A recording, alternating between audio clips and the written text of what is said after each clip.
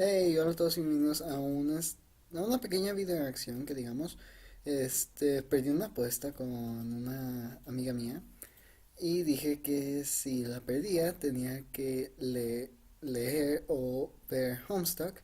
Entonces, como no tenía nada mejor que hacer, decidí, pues bueno, ¿por qué no grabarlo de vez en cuando y traerlo al canal? Así que eso, déjenme mover la webcam, que la verdad no sé dónde se va a ver mejor para esto, pero la voy a poner por acá. Entonces, ya vi parte del primer capítulo, pero no lo he visto todo, así que ya... Normalmente solo llego como a medio capítulo, así que veamos cómo nos va y veamos de qué se trata Homestuck. Vamos con ello. A young man stands in his bedroom. It just so happens that today, the 13th of April, is this young man's Yo les birthday. diré hasta donde Though he it was visto. 13 years ago that he was given life, it is only today that he will be given a name. What will the name of this young man be?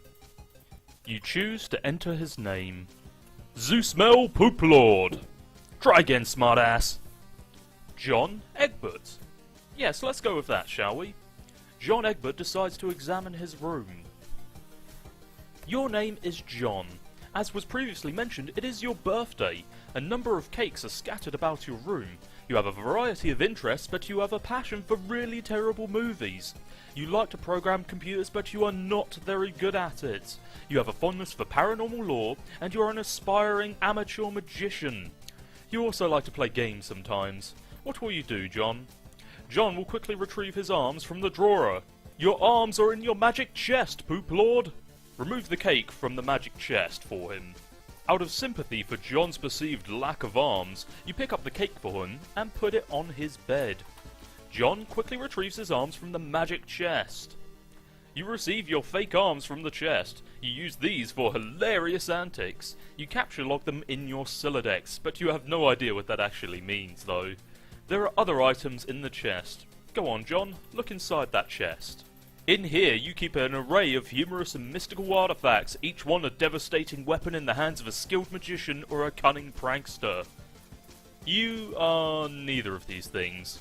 Among the artifacts are 2 fake arms currently capture logged in your Silodex, 1 pair of trick handcuffs, 1 stunt sword, 1 magician's hat, 1 pair of Beagle glasses, several smoke pellets, several blood capsules, and 1 copy of Colonel Sassacre's daunting text of magical frivolity and practical japery, and 1 copy of Harry Anderson's Wise Guy by Mike Caveney.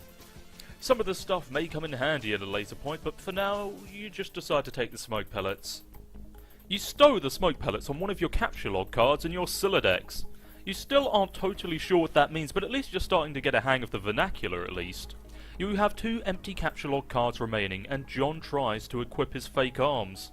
You aren't totally sure if equip is the verb copacetic with the abstract behavioural medium in which you dwell, but you give it a try anyway. Unfortunately, you cannot access the fake arms. Their card is underneath the one you just used to capture log the smoke pellets. You will have to use the pellets first in order to access the arms, but this is probably unadvisable since you just make your room lousy with smoke. Your Silodex's fetch modus is currently dictated by the logic of a stack data structure. You are never all that great with data structures and you find the concept puzzling and mildly irritating. But with any hope, perhaps you will advance new, more practical fetch modi for your Silodex with a little more experience. John chooses to look at his problem sleuth poster. Is it even possible to get any more hard-boiled than that? You really doubt it. This poster was one of your wisest purchases. There is a nice spot on the wall next to it, and you've been meaning to hang another poster there soon. But there is a note on the drawer, and for now you should probably read it. Happy birthday. Ok, hasta aquí es hasta donde he leído, pero solo como una nota. ¿Tiene un espacio en ese lugar para poner otro póster? Si lo tiene, ¿por qué no solo se compra otro póster? Es decir, miren todo mi cuarto. Tengo miles de millones de pósters y algunos dibujos. Y ahí tengo una pintura que hice para un proyecto. Es decir, ¿por qué no solo hace eso?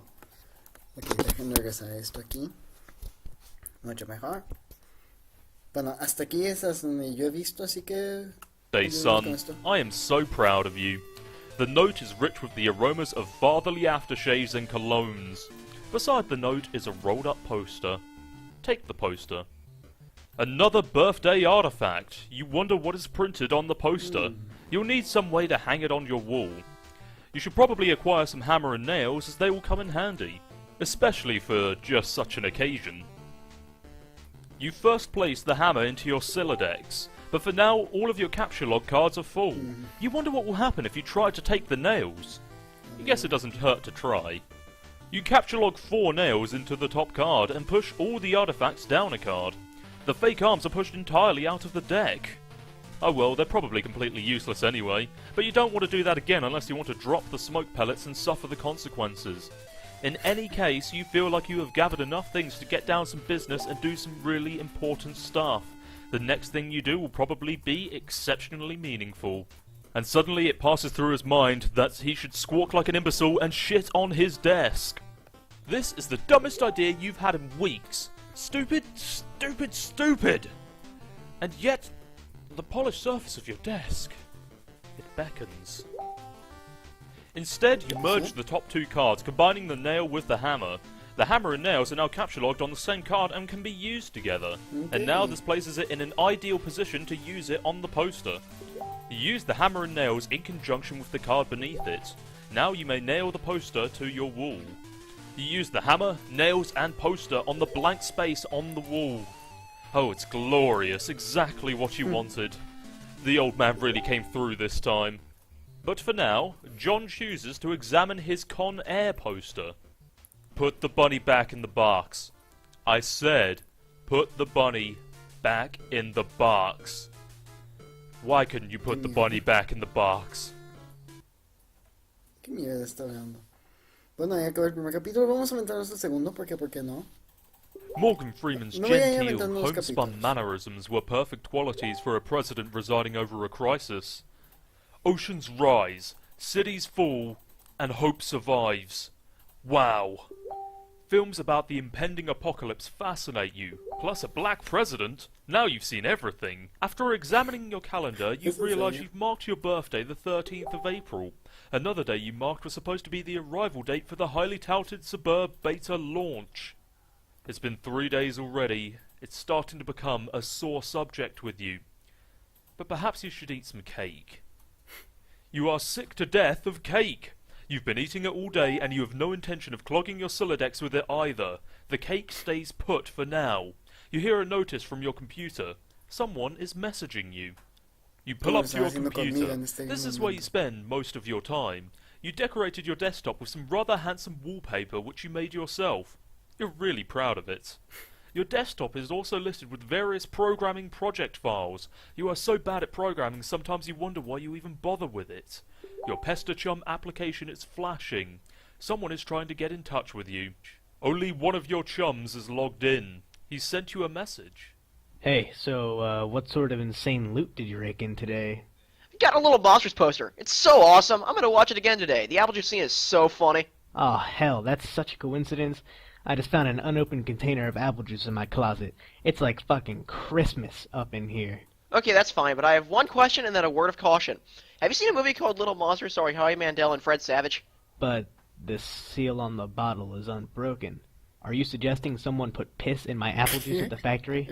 All I'm saying is, don't you think Monster Howie Mandel has the power to do something as simple as reseal a bottle?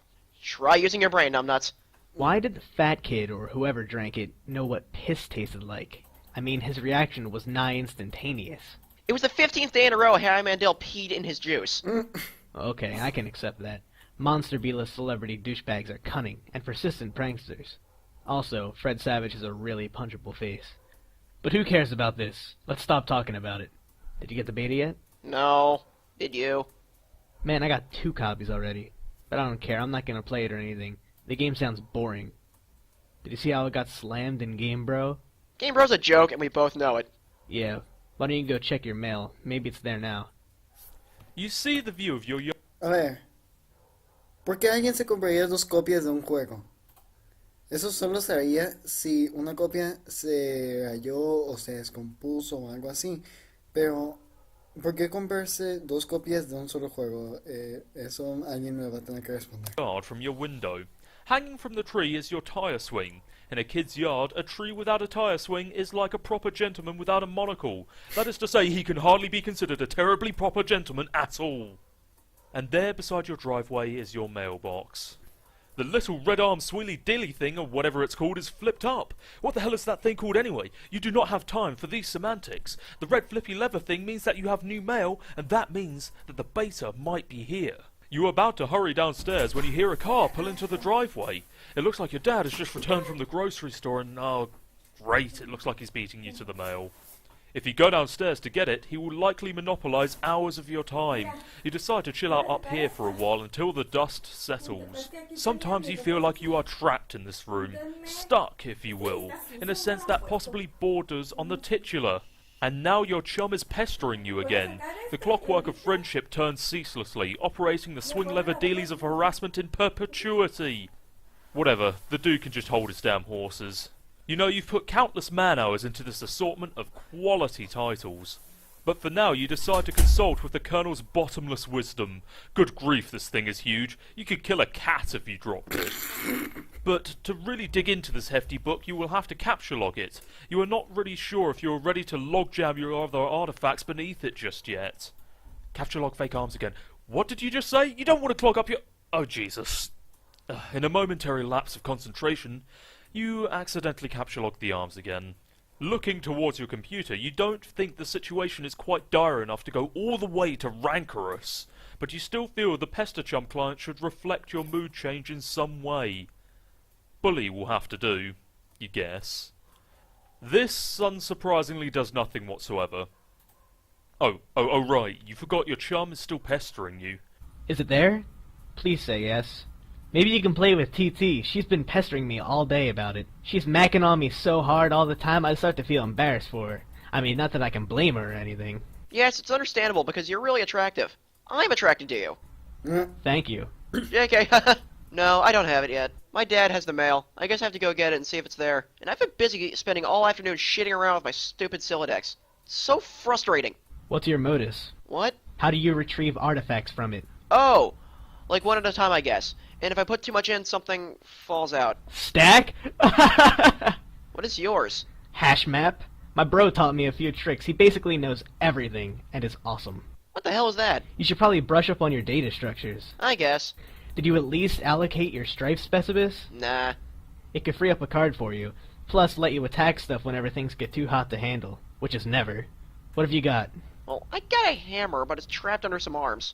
Wow, you really suck at this, don't you? Just get rid of the arms and then allocate the hammer to the specibus. How? I don't know, just use the arms on any old thing and see if it works. For whatever reason, you stick the fake arms in the cake on your bed. This definitely makes the cake at least 300% more hilarious. You're sure the Colonel Sassacre would know the precise index of the elevator... ¿Quién pone brazos falsos en un pastel? ¿Quién en su sana mente hace eso? No importa, continuamos. Hilarity. And now you check the back of your Strife Specibus for the kind abstratus that you have in mind for it. Your Strife Specibus has been allocated with the Hammer kind abstratus. The hammer has been moved from your capture log deck to your Strife deck. Okay, I did it. Hammer kind? Yeah. Okay, that will be the permanent allocation for your specibus. I guess I should have mentioned that. Hope you like hammers, dude. Yeah, that's fine, I guess. I can't imagine it's going to be all that relevant. Now that you finally have some space in your Silodex to work with, you figure you might as well start squandering it immediately. Ordinarily, this ridiculous book would be way too heavy to carry around in any practical way. You guess maybe this is in one respect in which the cards present some convenience. Ok, supongo que eso va a ser todo lo que voy a ver por ahora. Voy a seguir Game, bro! Why the game of the year? Voy a seguir grabando esto y luego lo voy a ir subiendo con el tiempo. Así que nos vemos a la próxima.